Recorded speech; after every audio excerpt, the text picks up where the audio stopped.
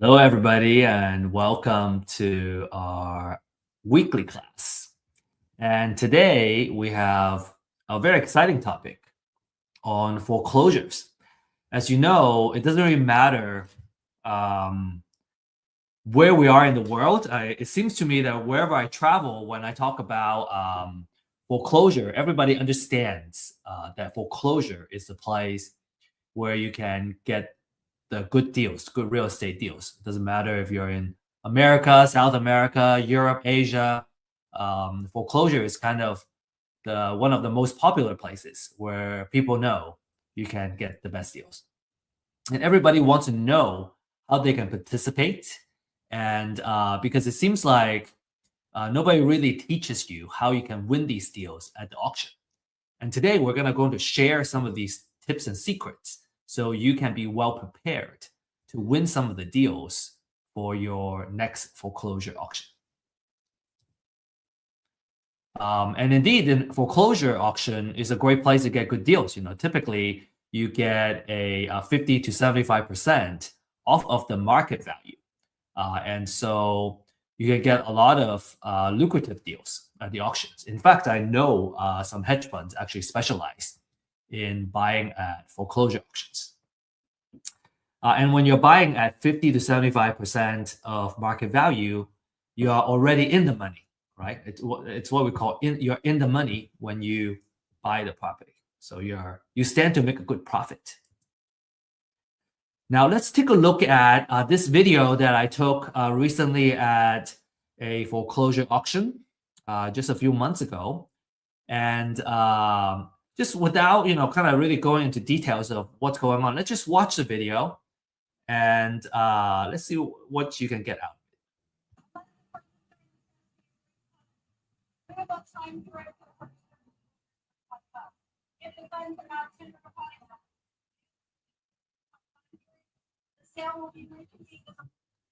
Okay, so that's basically it. I'm gonna cut it out. We're gonna go back to the beginning of the video here. Now, on the surface level, right? This is what's going on. Number one, it's quite loud and it's hard to hear the person that's talking, this lady. The second thing is that it's a little bit chaotic, but there is order to this chaos, right? So everyone seems to know what they're doing.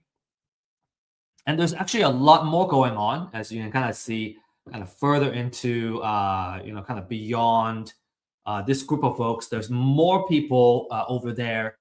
So what's going on, right? There's a lot of stuff going on. And at the end of this class, right, after we go over these top 10 tips, we're gonna revisit this video, and you're gonna be able to see and kind of break down everything that's going on in this video and what everyone's doing. All right, so sounds like a good deal. And then another kind of natural question is, within, being a part of this foreclosure auction, how do I win these deals? And what are some of the risks and how can I minimize the risk, right? So we want to be very cognizant of the risk that we'll be getting into if we participate in these auctions. And our promise to you is that at the end of this webinar, you'll understand how you can win deals while minimizing your risk, right? There are things you can do to minimize the risk. And this class is for new investors that are looking for knowledge to get started, right? Start buying properties. Or if you're an experienced investor and you're not familiar with foreclosure auctions, this would be a good place too. A lot of what I find is that a lot of investors, even if you have acquired a whole portfolio of properties, maybe they don't even need to participate in the auction to acquire these deals. There are different venues and channels where you can source great deals. If you want to add the foreclosure as one of the channels where you can source deals, this is certainly one place where you can gain that knowledge. From an exit strategy standpoint, all right, it's good for wholesale, fix and flip, or buy and hold at a big discount. And I have found that, when I have the habit of turning off notification, it really helps me focus, and that's how I can get the most out of an important class like this. And also, feel free to use the chat to introduce yourself, share your contact information, and where you live and all that. Who knows? Maybe you'll be able to connect with somebody who is also participating in this class that are in the same area, and make an effort to connect and set up a meeting after the class. This is important because over the years, we have found that people who network in the same class tend to end up kind of pulling the resources together and partner up together. Either partner up on a deal together or helping each other in their businesses. So make sure you really take advantage of everything that this class has to offer, all the tools that are in front of you. Be present and make the most out of it. Make quality connections. And disclaimer: this class is for education purposes only, and we don't offer investment, financial, or legal advice. Just some quick words about myself as a speaker, and I'm an executive partner of Real Estate IQ. And over the years of building the company, I have acquired, kind of picked up a lot of skill sets, such as marketing and using data to come up with intelligence augmentation, and so on and so forth. So if any of these kind of topics is interesting to you, I'm very passionate about talking about some of these. And my background is in science and engineering, so a very technical background. And I was always interested in real estate, and I was very intrigued initially about the passive nature of being a landlord. Now, if you're a landlord, you may argue, "Oh, well, I have tenants and toilets. There's a lot of things I gotta worry about. It's not a fully passive role." But at the same time, when you are a landlord and you got an asset that's producing and making money for you, it's real estate as an asset is making money even when you're sleeping. And that's even also before I learned about the wealth building techniques in real estate, which makes it even more attractive as a kind of vehicle to not just make money but to also build wealth. And so, really awesome, I guess, place for us to be here and learn about real estate investments and how we can kind of build generational wealth for our family, right? Now, the struggle I have found is that, number one, it was hard to get the knowledge we need in real estate investments. It's kind of, hard to find, right? The schools, they don't teach you. And then it's also hard to find the good information and data for us to do the outreach and find the deals. And then third is that it was difficult to connect with the right mentors and entrepreneurs to help us grow our business. And so those are the three main struggles we saw. And that's why we established Real Estate IQ, really to solve these problems. One is to offer webinars and classes to offer the knowledge. We really believe that education is the ultimate equalizer, and that's what empowers us to kind of rise up to the level that we aspire to be in. And we also offer distressed seller data to help you find and win the deals. And finally, we offer mentorship and a deal makers community, right? Basically a support system that you need in order to succeed. I find it very difficult myself to do deals by myself. Just when I was starting out, it's very hard to know everything that we need to know to kind of participate in a deal and expect to do very well.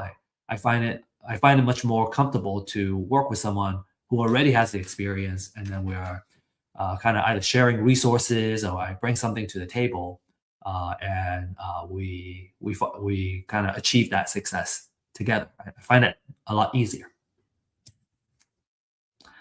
Now, without further ado, we're going to go straight into now the content that we have prepared for you. So we're gonna kind of really get started and talk about these 10 deal winning tips.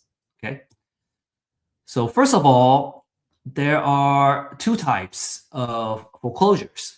You may have heard about the bank foreclosure. Bank foreclosure is when the owner owes the bank money, not able to afford a mortgage, for example.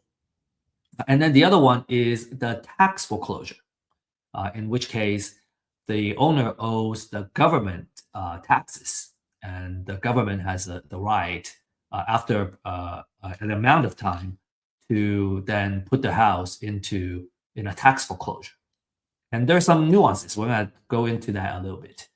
Now, each county is a little bit different when it comes to where the foreclosure takes place. So where and when the foreclosure takes place. So make sure you do your research. In Texas, for example, foreclosure auctions take place on the first Tuesday of every month. And we call it Super Tuesday or the Tuesday auction. If you're in Florida, it's auctioned on a weekly basis as another example. So make sure you do your research on your local county.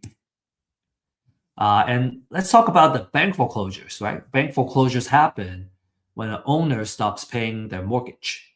And the lender, in most cases, it's the bank, right? Or it's a note servicer or note holder can reinforce the lien on the house to recover the loan balance. And the implication for investors is that you usually get clean title, except for unpaid property taxes or municipal liens, and there's little or no redemption period for the owner. Okay, obviously it varies by state, so you want to research kind of the redemption rules of your state. But in general, little to no redemption period. And then we're going to talk a little bit about tax foreclosures, but we're going to mainly focus on the bank foreclosures. Okay, tax foreclosures can get a little more complicated. This happens usually, it's triggered by unpaid property taxes, and usually they're like 2 to 3 years delinquent to kind of trigger that. And the government will force a sale, and it could be different parts of the government. It could be the county, right? It could be the city, or it could be the city, the school district that forces the sale. And as an investor, let's say you win, you win the bid, you don't get immediate ownership on the house.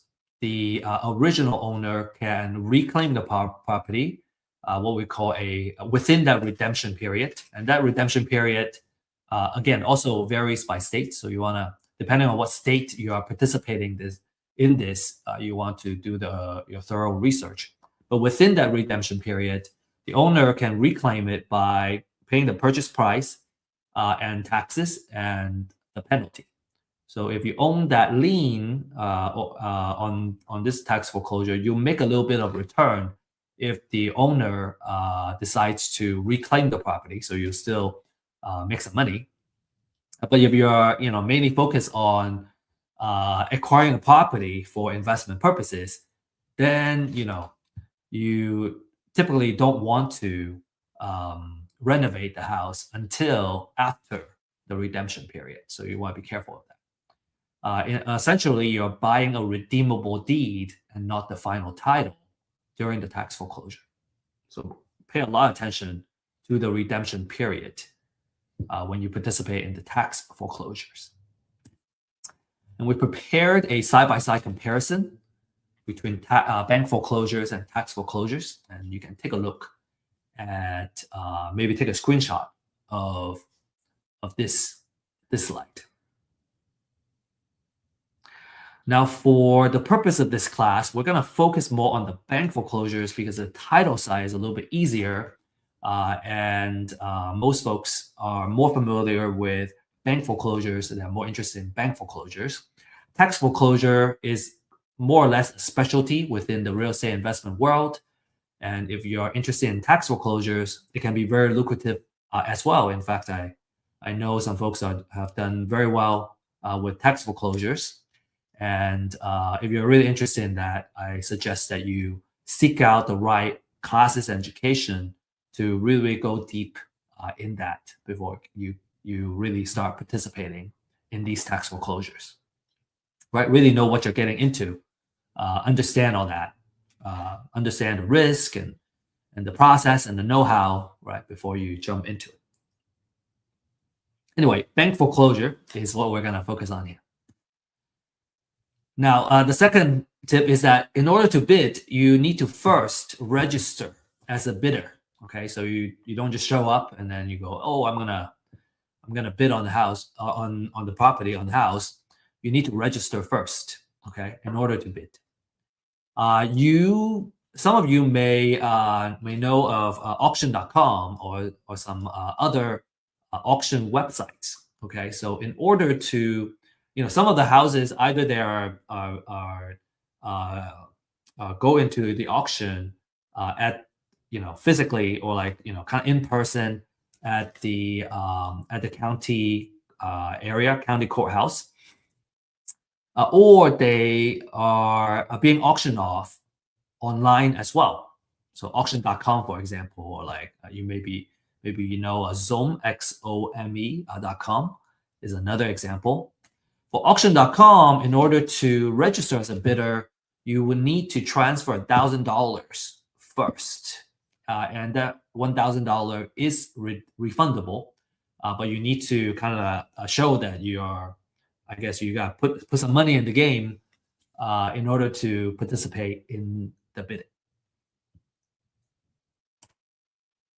Okay, next, let's talk about the foreclosure process, right? And here we're going to focus more on, like I said, on the bank foreclosure process. So for the bank foreclosure process, the borrower becomes delinquent in terms of their mortgage payments.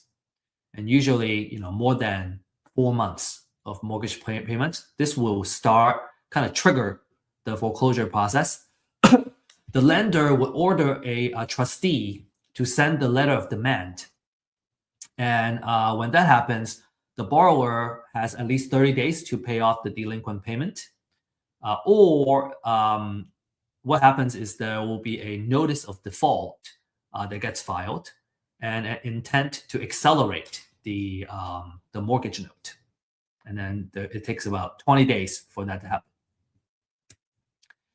And after the cure period expires, right, when the borrower kind of misses that cure period, then the lender gets to file a notice of sale. And we're going to take a look at an example of the notice of sale in a little bit. And that happens at least 21 days before the next auction.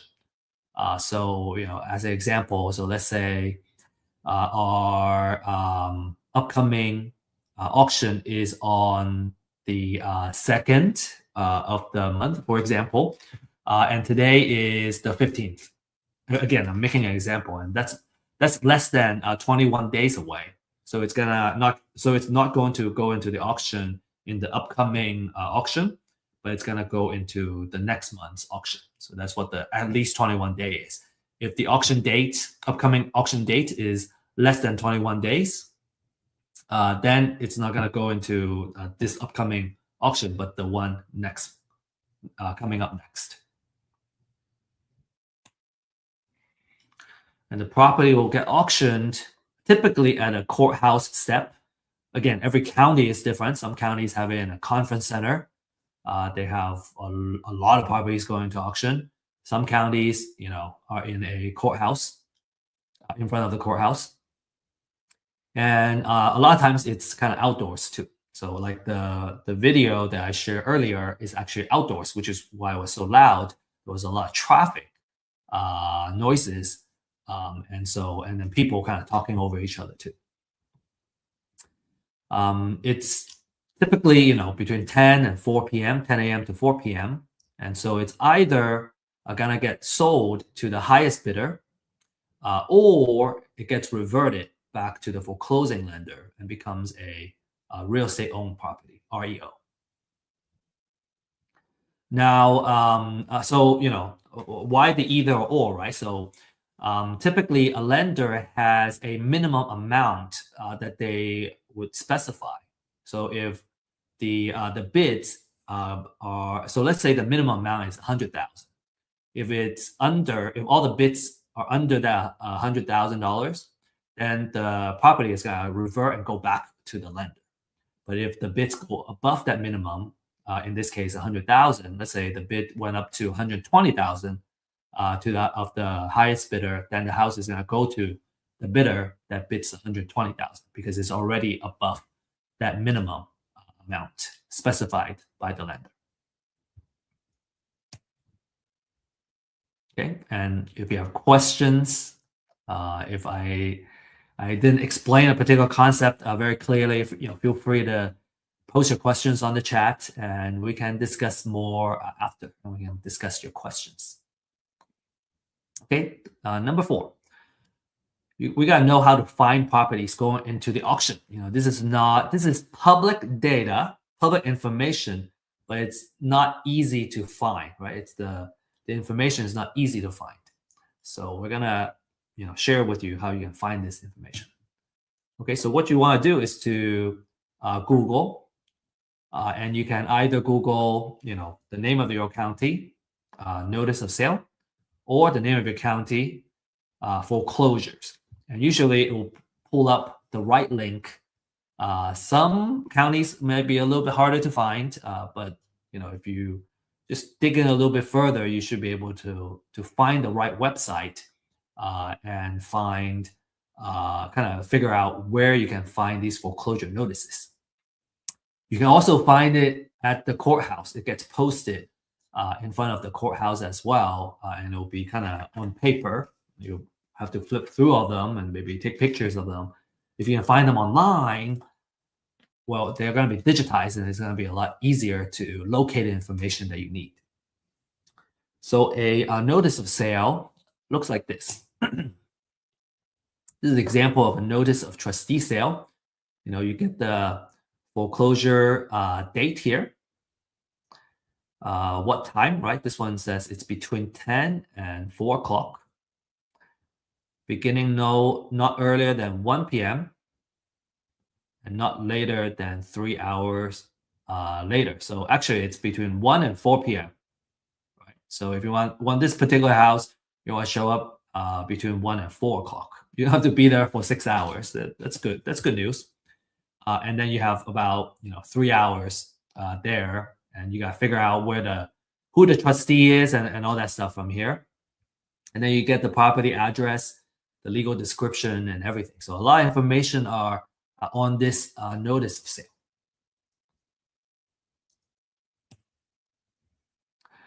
Now, if you're fortunate, if you're lucky, there may be companies in your local area that provide these foreclosure lists, right? They sell these.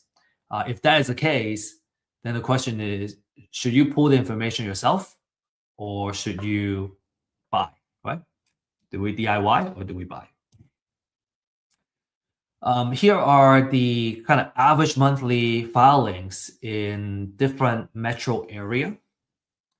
And if you're in a metro that are not listed here, we can cover those as well. We have a service called customized lease binding services that we go into the metro that you request and we can pull this information for you. We can mine this information. Now, as you can see, we're talking about hundreds at least, right? For a lot of these metro area, up to 1,000, couple thousand for the bigger metro. And so there are so many filings that it's usually not recommended to do it by yourself. It just takes too much work. It takes too much time. As an entrepreneur, I would say if I spend a lot of my time mining the information, then it's taking my time away from doing the actual due diligence and kind of figuring out what the right amount it is that I need to bid on the property, which is a better kind of use of my time. All of doing this is kind of, low value labor work. It's much easier to outsource it. I have learned how to do it myself, just so I know how the work gets done, and I appreciate, the people that are doing the work, and I can kind of know how well the work is done. But after I learn how it's done, I usually don't do it because it's such a low value work. Like if I'm gonna spend 1 or 2 hours every day on this particular effort, man, I'm gonna end up doing all that, just researching and getting the information. Well, it doesn't really get me to point B, which is being able to bid on the property. So it's much easier for me to hire somebody to do all this research, and then I can do the actual intelligent work, which is the due diligence and the research it requires to come up with the right offer and the maximum bid that I would bid on any property, so I don't lose money. Okay, I hope that makes sense. Okay, make sure you focus your time on high value activities. Some examples of high value activity is lead generation, marketing, due diligence, contacting distressed sellers, for example. So here are some key elements, right? Speaking of purchasing, if we're gonna buy a list, like what does a quality list look like? So these are a couple of quality information. From a property information standpoint, you want to know who you want to really important is to know the trustee who's gonna be auctioning off the property. Actually, I'm gonna be sharing that as one of the tips later on. Right? You want to know the trustee. And then you want to know the property information, right? Sometimes having the address. What's weird with these foreclosure filings is that not every property's address is on the filing. Sometimes it's just a legal description.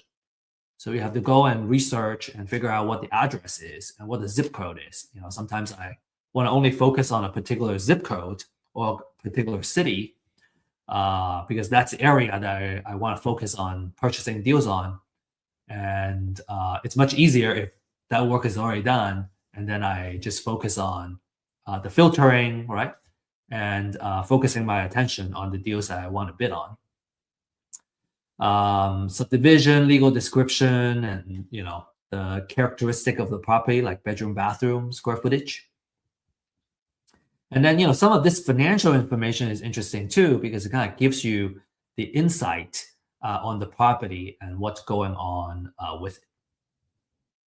As an example, if the house was recently purchased and they still have a very high unpaid balance, I would know that the lender typically would be unwilling to take a loss and accept a low bid.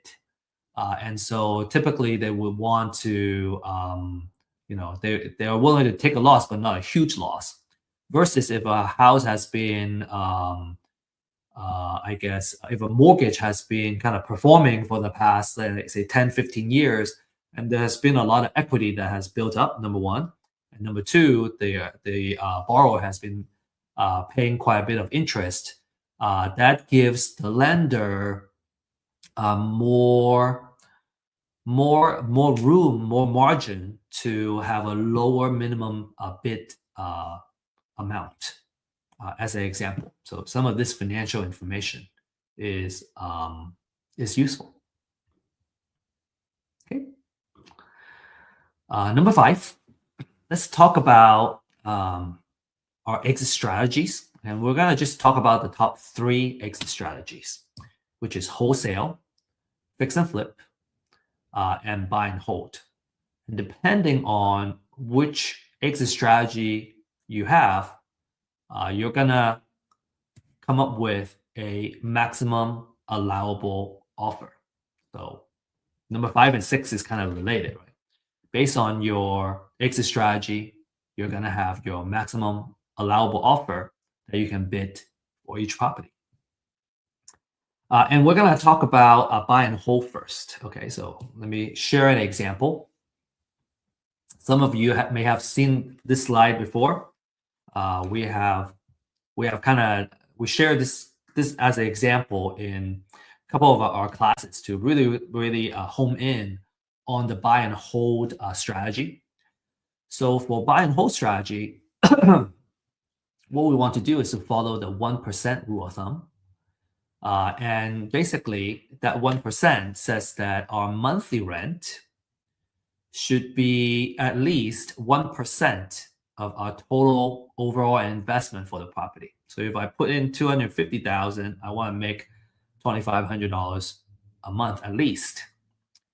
Now, the way we do that is we want to come up with an estimated rent, and that's by doing a comparative market analysis, right? So I want to know in the area how much the rent is going for in that typical area. So let's say it's giving me $2,500 a month right now.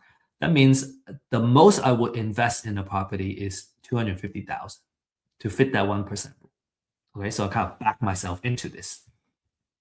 And in this example, if the repair budget, right, how much it costs to kind of fix up the house is $20,000, then the most I would offer is $230,000 because I got buy it for $230,000.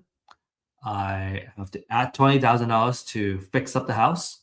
The total out of pocket is $250,000, or total investment is $250,000, and then it's covered by the 1% rule, right? $2,500 rent.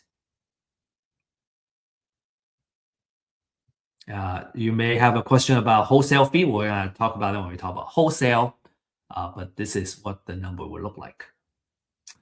Now, in the next slide, we're going to go over this, why this 1%, right? Why that 2,500? So as an example, the 2,500 will cover mortgage, property taxes, insurance, if there's HOA, and obviously there's always some level of maintenance on the house. And so after you subtract all that, you can earn a decent monthly cash flow, right? So that's how much you earn as how much cash you collect as a landlord.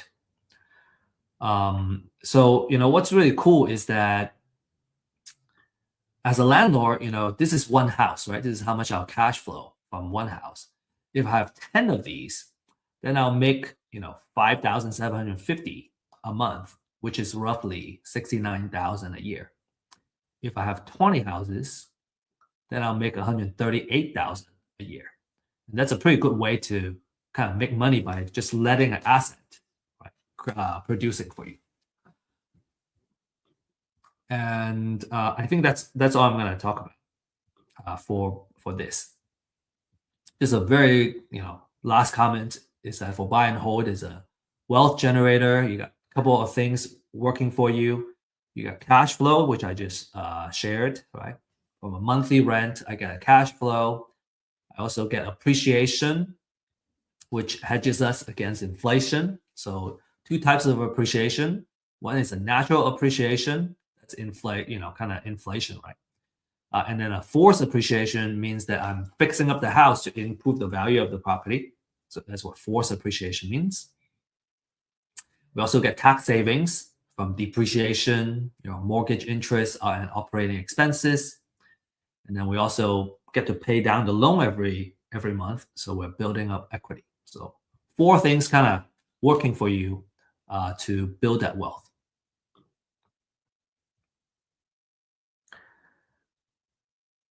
Next, let's talk about fix and flip, right? That's a 70% rule of thumb. And let's talk about how to apply it to fix and flip deals.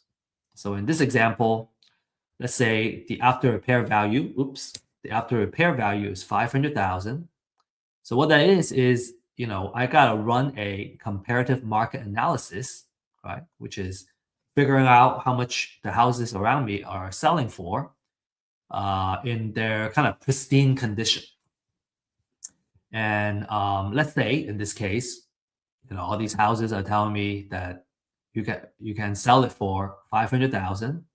Then we do the 70% rule, multiply this by 70%, then we get 350,000. And then if we subtract the repair budget, then we get our distress offer. So again, to kind of go back from the bottom up is that we buy at 280,000, we put $70,000 in it, so the total amount invested is 350,000.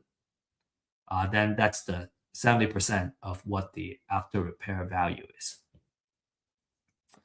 And for completeness, we're gonna also kind of explain what the 30% is. You may have seen some of these slides in some of our classes. We like really kind of discussing these models, and sometimes repetition is great because it takes several times to really kind of understand the model.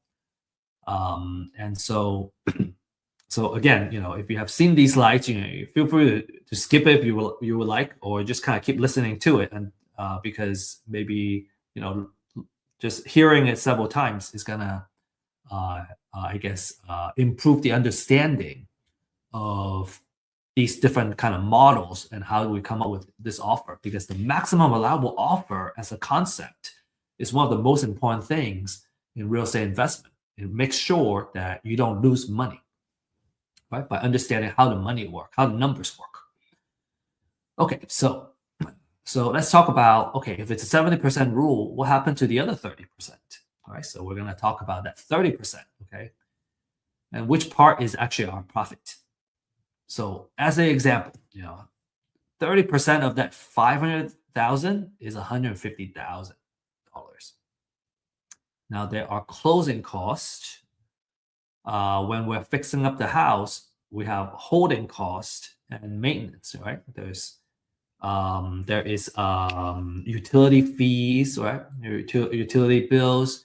You have maybe there's an HOA. You gotta pay HOA. You gotta pay taxes. So all kinds of money that you gotta pay to hold the property. And then closing costs includes agent commission and title insurance. Another holding cost is home insurance while you're holding the property. And then you have financial costs, right? So usually when you're buying a property for fix and flip, you are leveraging. You use some kind of hard money or private money leverage. And because of that, it's a short-term loan that has a relatively higher interest that allows you to get financing without the stringent requirements from the bank. So you can leverage someone else's money to make money. And a lot of folks are very glad to kind of pay for this additional financial cost because you get to kind of leverage someone else's money to make this profit. And if you run the math, you see that a certain amount of leverage actually makes sense for those that kind of embrace debt and embrace good debt to produce profit. So without diving too much into it, let's say you get financing from a hard money lender or private money lender to do the fix. Well, you have to pay the interest and on the money that you borrow, and also the fees that you incur. And so let's say you subtract all that. Well, you still make a good, $90,000, which is a very handsome profit. And that's a fantastic return for just one project, right? So imagine doing 2 projects or 4 projects a year. Fix and flip as a business can be very lucrative. And last but not least, I want to talk about the wholesale model. And what you do is you're buying the house at a low enough price to sell it to other investors. So you either sell it to a buy and hold investor, or you sell it to a fix and flip investor. And in the 2 scenarios, right? Let's say I want to sell it to a buy and hold investor. Well, in the previous example for buy and hold, I need to add my wholesale fee here before I put in the offer. So typically, we say about $10,000 on average of wholesale fees is a good number to make. So let's say I want to make $10,000, then I put it in here, and instead of offering $230,000, I offer $220,000. So if I'm acquiring it at the foreclosure auction, and I want to make my wholesale fee the maximum I would bid on is 220,000. And if I can win the house for say less than that, right? Let's say I won the bid at 200,000. Well, I can charge as much as $30,000 in wholesale fees and still be able to help the buy and hold investor make money. And that's a really cool place to be. Right? You don't necessarily make 10,000. Maybe you can unlock a way to make $30,000 for the deal, $100,000 for the deal, depending on the deal. And if you sell it to a fix and flip investor, then you use the same kind of structure for that formula. You use the 70% formula, and let's say in this case I want to make $20,000 in my wholesale fee. Well, then in that case, the maximum I would bid is 260,000. Or again, if I won this deal at 200,000, well, then I can make a wholesale fee of $80,000, and the fix and flip investor can still profit, and they don't mind. They will still appreciate a good deal. And so as a wholesaler, you can see that you might be able to kind of make a lot of money on one deal if you acquire it at a low enough price. Cool. I hope that makes sense. Again, if you have questions, feel free to ask questions. And we have weekly office hours that you can join if you prefer like a one-on-one kind of let's go over the actual numbers. Now, another thing I want to kind of share with you is that these numbers are kind of idealized numbers, right? In real life, it's not that pretty and all well-rounded. And there are some fees here and there, right? That changes the actual number.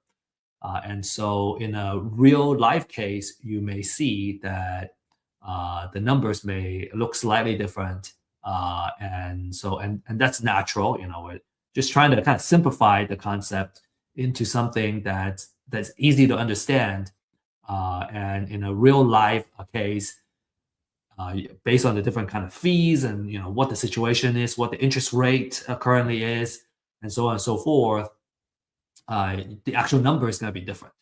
But what I think these examples serve really well is that by understanding the 1% rule of thumb for buy and hold and the 70% rule of thumb for fix and flip, your 99.9% of the chance of the cases, you'll always make money, right? You won't lose money if you do the right things and you follow this formula.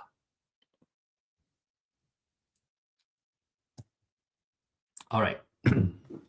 I think we spent enough time on the maximum allowable offer. So we're going to talk about number 7, okay? Got to do your real estate valuation.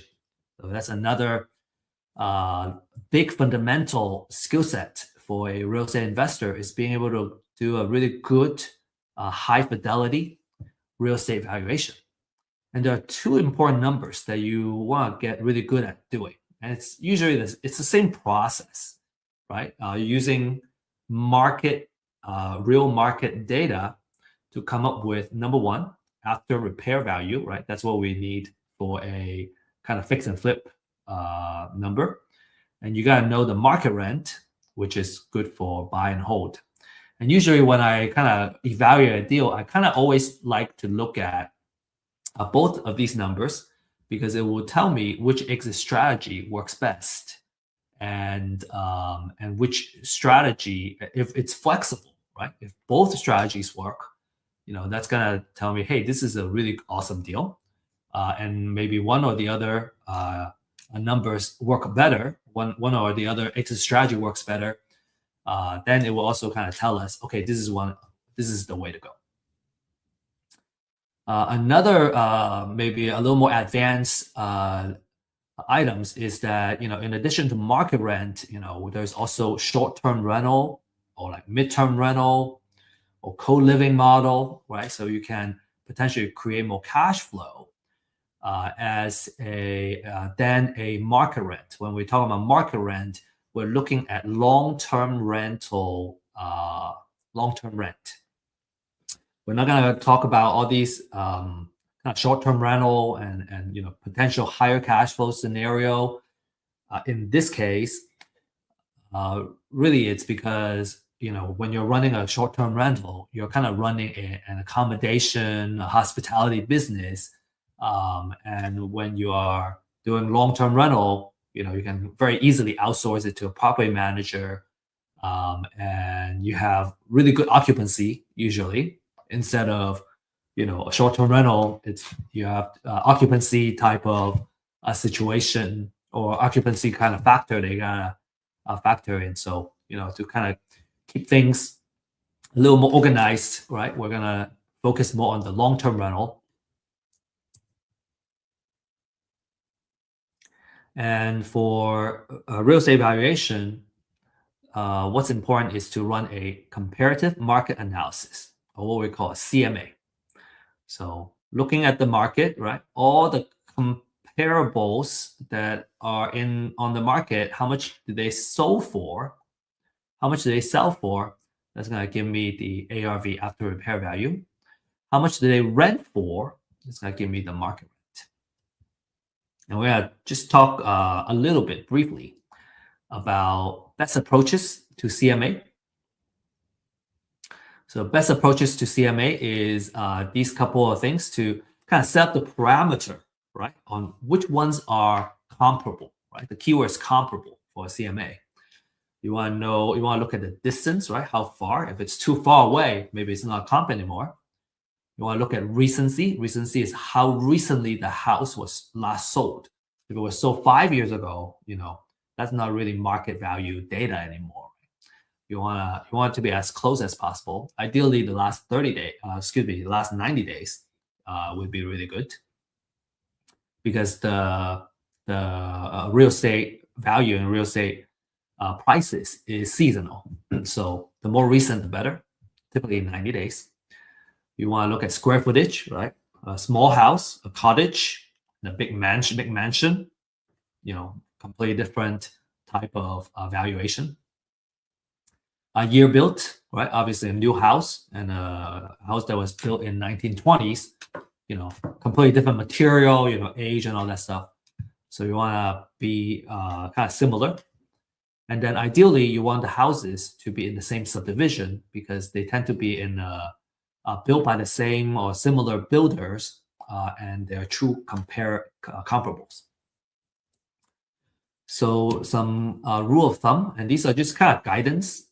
We put 1 mile for distance. Ideally, it's actually a quarter mile if possible. Recency, at most 360 days, but ideally 90 days. Square footage is plus and minus 20% of the house that we're trying to evaluate. So if the house is say 2,000 square feet, then you're gonna go. You want to pick out the comparables that are 1,600, between 1,600 and 2,400, which is within that plus minus 20% of 2,000. And then year built, as an example, let's say it was built in year 2000. You go from 1990 to 2010, and then you try to choose the same subdivision if possible. Then you're going to choose the best 3 to 4 comparables as the basis to come up with your valuation for the ARV, after repair value, and also for the market rent. So so I guess, maybe just to elaborate a little bit more, for after repair value, I'm looking for sold prices for the houses that have been sold in the area. For market rent, I'm looking for leased prices for the houses that have been leased in the area. Okay, let's move on. Number 8, you got to know how to minimize your risk. 3 key questions that you need to answer. Okay, number 1, is the house is still there? If, there are times where the house goes into a bank foreclosure, tax foreclosure, but actually there's no house there anymore. It's just a plot of land. And if you're bidding on the property as if the house was still there, and you're bidding, you put down a big bid on the house, and there's no house, then you're going to stand to make a big loss. Okay. The way to mitigate that risk is to hire someone to take photos for you. The market a price that I know of is that it's about $25 per property. You can hire someone to take a photo. So based on the photo, you can see the condition, or if the photo has no house, you know that there's no house there. The second one, what other liens are also on the house? Okay, so some key questions like, is the auction is it auctioning off the primary lien, or is it auctioning a secondary lien, right? Are there IRS liens and property tax liens, more senior liens on the property? So those are the things that you want to know, and you understand the seniority of the liens, so that you would know, if you end up, buying the property, is it now a clear title, or is there senior liens that I got to pay off before I can take title to the house? As we mentioned, municipal liens, right? Tax liens, they are more senior than the bank foreclosure liens. So you want to make sure you do those properly. And the answer to that is called a title research. So the market is kind of going for, I think a title company would charge around $200 on the title research.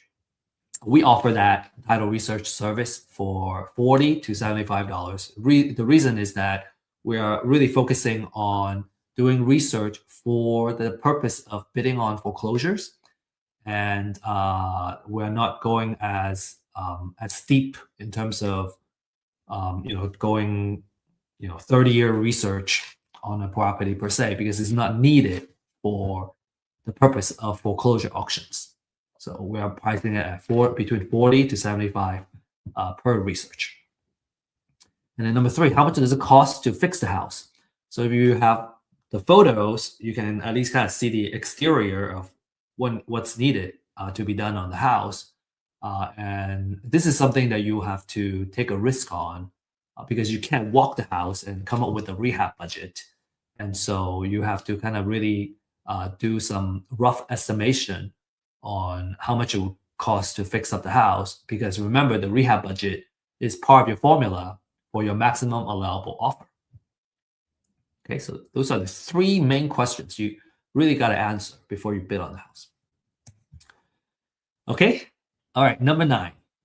We got to know which trustee will be auctioning the property. Because if you really want to participate in the auction of a property, you're going to need to know who the trustee is. Where are they? When they show up, you got to know where they are, because sometimes they just kind of show up, they start auctioning, and maybe there are some auctioneers that are very loud and kind of really try to get as many people to participate as possible. But some trustees, different style, they're just reading off of the disclaimers or whatnot. And you really need to know where they are, and when they show up, you better be there, so you don't miss the chance of bidding on the property. Okay, so that's very important. You want to know what time frame they're gonna get bidded. The property is gonna be auctioning, and who the trustee is, and kind of when they show up, you gotta be there. And number 10, you want to have cashier's check ready, and get them ready and bring them with you. Experienced foreclosure bidders usually come with cashier's checks in different denominations. Okay, they have 50K, 30K, 20K, 10K. I think at least 10K, right? Let's say you have a lot. You still want to have, at most a 10K denomination. As an example, let's say you only have $100,000 in the cashier's check, and the property that you want to bid on turned out to be 70,000. Well, because you don't have, you can't break it up. You have to give them the 100K cashier's check. Well, now you have an extra $30,000, which is the difference. It's stuck with the courthouse, the county, for several weeks before they can get the money back to you. So what that means is now you have $30,000 that have been sitting around not producing for you. So usually for the experienced folks, they have these denominations. So let's say it's 70,000. Well, I got the 20K, I got the 50K, and then now I'm good. I can use the rest to bid on another property if I want. Right? So that's very important. They don't make change at the auction. So some bonus information, I want to give you this, and then we will look at the video. Okay, so the bonus, I want to kind of share the what happens during the auction or like after the auction. So after the auction, after the foreclosure, the borrower may still owe money after the foreclosure. If the total debt owed exceeds the foreclosure price, the lender may seek a deficiency judgment and go after the borrower. Okay, so borrower may, in this case, they either owe money or they have to declare bankruptcy, right, in order to kind of deal with that. A bank foreclosure wipes out secondary liens, right, second mortgages or junior liens with proper notice, but it doesn't eliminate debt. So these lenders can still go after the borrower. And then federal, state, and local tax liens will survive. And so you need to pay them when you win the bid. So make sure you do the title searches properly. All right, so now let's play this video again. I got this this video back, and then we're gonna really talk about a little bit more nuance of what's going on. Okay, so just a 10-second video, I think.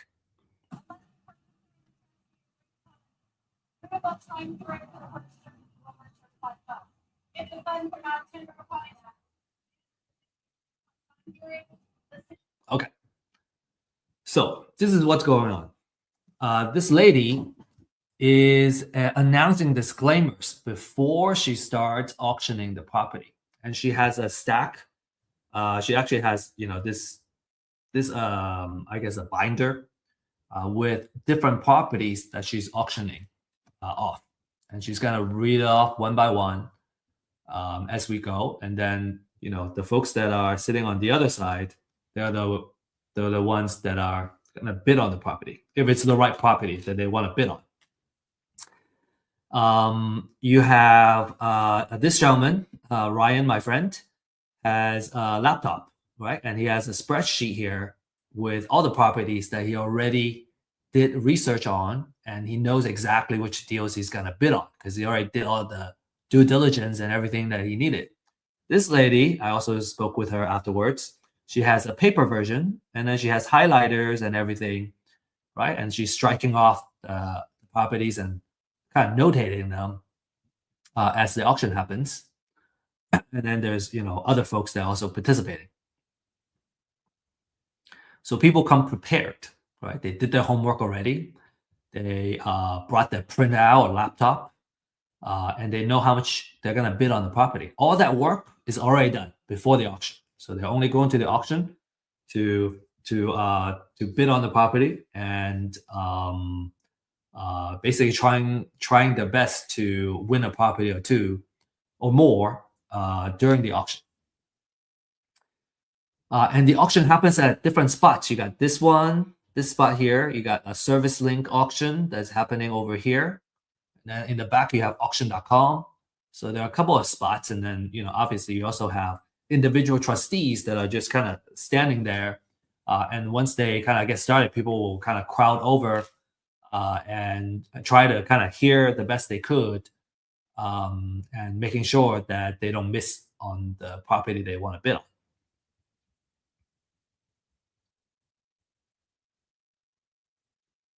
Okay.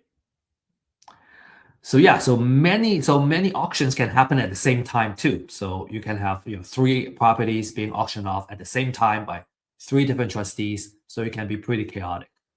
And if you really want to go and like you want to cover your bases, you want to have several folks that are on your team, on the same team, going in there and bidding on these properties. Okay, cool. So again, if you got questions, find us at our office hours. Find me at our office hours, and we'd love to answer your questions. All right. To recap, we have gone through the foreclosure process. We talked about the different type of foreclosure, and then we talked about how you can find and evaluate deals and all the due diligence that you need to do to minimize your risk, and then all the different things that you need to do in order to participate effectively in a foreclosure auction. So next, you may be wondering how you can get started. So let me just kind of share with you some success cases of our clients and our users. Right, first case, we have a client making $46,500 profit on a deal in Carrollton. Actually, is kind enough to share the address of the property as well. And all these are kind of title company escrow printouts that he's able to share. So the second deal, 85,000. Next deal, 88,000, almost 89,000. So there's a lot of profit if you know how to win properties and win deals.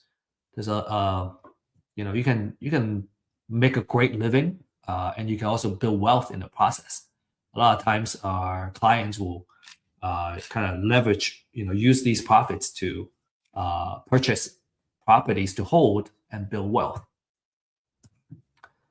So you might be wondering, how do I get started? Okay, so for those of you who are ready to take action, this is what we recommend that you do. Number one is you get a foreclosure list. The more research that's been done, the better.